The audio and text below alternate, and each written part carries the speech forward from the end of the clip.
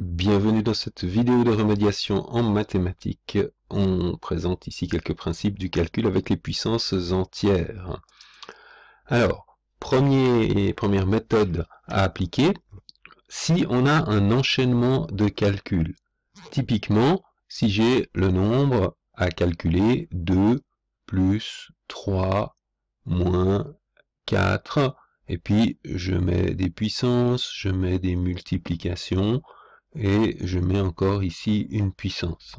J'ai donc un souci, puisque j'ai un fois multiplication, soustraction, addition, je travaille donc avec des sommes, des différences et des produits, et encore des puissances, des nombres à un certain exposant que j'ai choisi ici pour simplifier, entier positif. Donc l'ordre des opérations que je dois d'abord traiter les puissances, c'est donc identique à une situation où j'aurai des parenthèses comme ceci, qui ne sont pas nécessaires justement grâce à l'ordre des opérations qui a été choisi.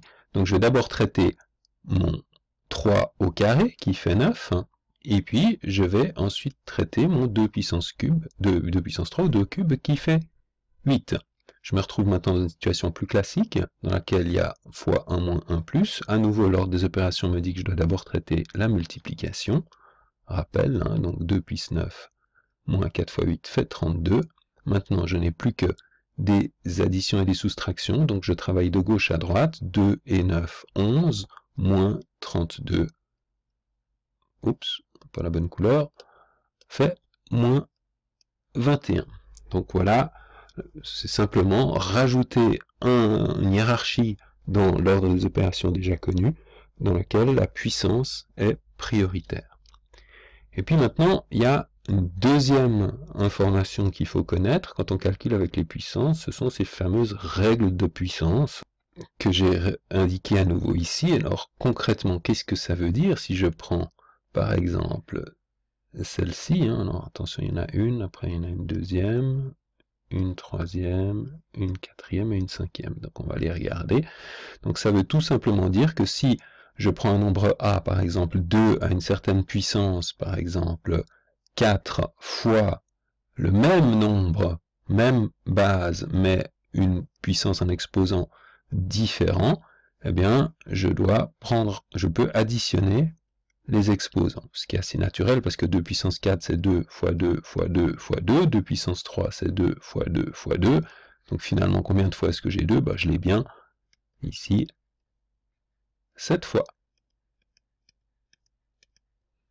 Voilà, c'est tout simplement ce que dit cette règle.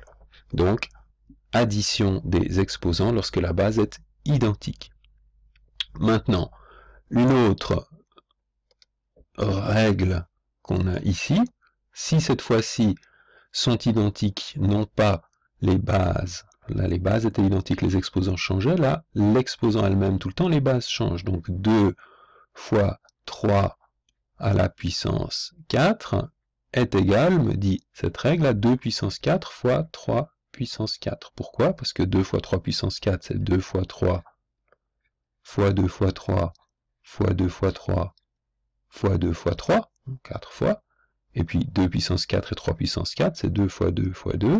Et puis 3 puissance 4, 3 fois 3 fois 3. On se rend bien compte qu'il y a 2 fois 3, 2 fois 3, 2 fois 3 et 2 fois 3, c'est bien la même chose. Suivante, celle-ci, même base, exposant différent, mais cette fois-ci dans un quotient et non plus comme ici dans un produit, 2 puissance 3 sur 2 puissance 2, on va mettre même ici plutôt 2 puissance 5 sur 2 puissance 2, c'est 2 fois 2 fois 2 fois 2 fois 2 sur 2 fois 2, je peux simplifier ces deux, et finalement, combien est-ce qu'il me reste de facteur 2? Il me reste le nombre de facteurs 2 que j'avais en haut, moins ceux que j'ai eu en bas, c'est-à-dire 2, j'en avais 5, j'en ai simplifié 2, il m'en reste 3. Attention, si j'avais fait 2 puissance 2 sur 2 puissance 5, qu'est-ce que ça aurait changé? J'aurais eu le même point de départ inversé entre numérateur et dénominateur, j'aurais fait la même simplification, Attention, petite subtilité, c'est quand on simplifie puis qu'il reste rien, c'est toujours 1. Hein. Je divisé par 2, 2 divisé par 2, il reste 1. Donc il me resterait 1 sur 2. J'en avais 5, j'en ai enlevé 2, mais cette fois-ci, il y en avait plus en bas, donc c'est en bas que ça reste, donc 2 puissance 3. Et 1 sur 2 puissance 3, c'est la même chose que 2 puissance moins 3, hein, définition des puissances entières négatives qu'on a vu précédemment. Alors, qu'est-ce qui nous reste? Il nous reste encore deux situations. On va faire un petit peu de place. Voilà. Donc, il nous reste celle-ci. Donc, on a une base A, toujours je travaille avec 2 pour illustrer, et puis 2 exposants négatifs, mais qui cette fois sont des puissances successives, donc 2 puissance 3 à la puissance 4.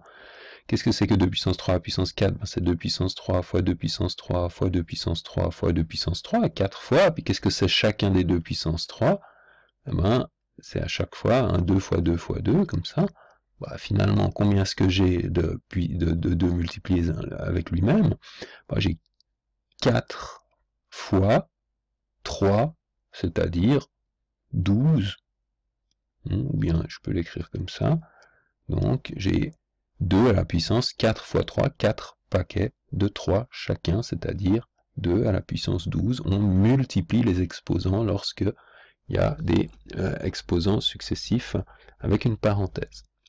Et puis le dernier, pardon, j'ai fait un petit saut intempestif, je voulais changer juste de couleur, c'est pas très important, mais voilà.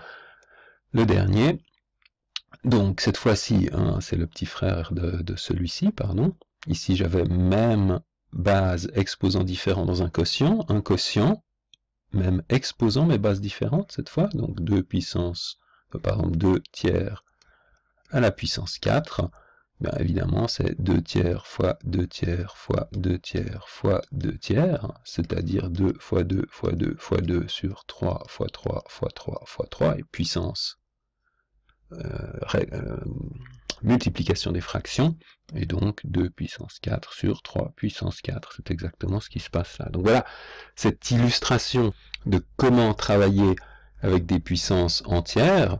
Remarque d'ailleurs, le travail est identique si les puissances ne sont pas entières, mais c'est un autre chapitre un peu techniquement plus difficile, et où on a vu que, premièrement, lorsqu'on ajoute l'opération de puissance aux opérations existantes, elle était prioritaire en termes d'ordre des opérations, et deuxièmement, qu'il y avait 5 règles de base pour manipuler les puissances lorsque les exposants ou les bases étaient identiques ou différentes. Ces petites remarques, ces règles, j'ai pas fait de démonstration, j'ai fait une illustration de ces règles. Il y a une autre vidéo dans laquelle on donne une démonstration un peu plus formelle de ces règles, qui du coup ne sont pas vraiment des règles, mais deviennent en mathématiques ce qu'on appelle des propriétés ou des théorèmes. En réalité, ces démonstrations sont à peu près tout le temps identiques à ces idées-là, mais on travaille de façon générale avec des lettres plutôt qu'avec des chiffres.